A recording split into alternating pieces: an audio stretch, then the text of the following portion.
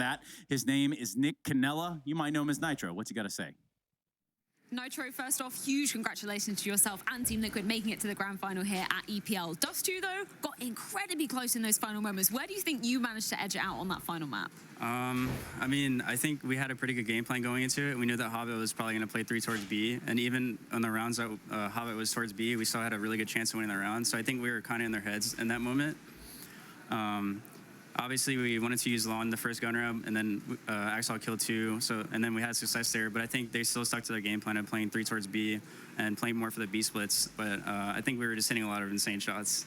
Yeah, it was absolutely incredible to be witnessing. I do want to just pick on that Ancient, though, because incredible first half from you guys, going up 12-3. What happened from your perspective as the in-game leader coming into that second half? Because it felt like you might not have had the most well-drilled game plan going up against Cloud9.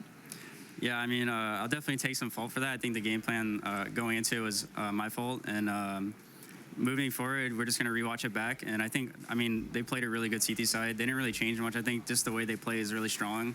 And they were just hitting their shots and ultimately outplaying us. So going to have to rewatch that one back and then think of what to do next time. Speaking of the game plan, I know it was kind of a narrative we were coming into this with, that Yakinda obviously hailing from that region versus Cloud9 and having a lot of experience versus that team. How much was he kind of influencing the game plan coming into this specific match, maybe compared to other matches that Team Liquid play?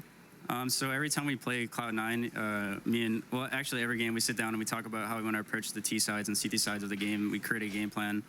But versus C9, he has a really good read on how they play because I think during like the COVID era and stuff, he was playing them constantly online and understands how they play. They've had the same core for a while now, so these guys play their own game. Like they play their own game against every single team they play. And I think once you kind of figure it out and understand how they play and think about how they play and the psychology of it, you really understand it. So Yakinda really has a good read on them.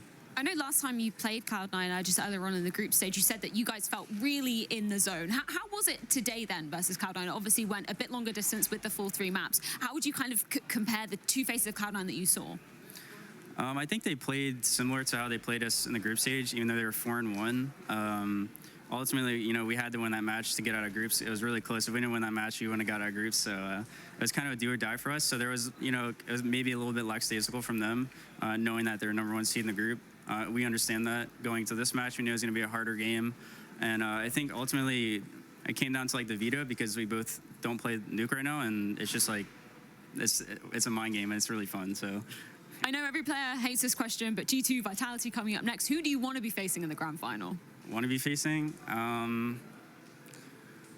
Honestly, I don't really care. I think Vitality's playing really well right now. I think the new addition of Spinks really upped their gameplay. And yeah, I don't really care, honestly. Well, going to be finding out very shortly. Thank you so much for your time, nitr0. Thank you. Congratulations once again on the win. Thank you. Real shortly, right around the corner.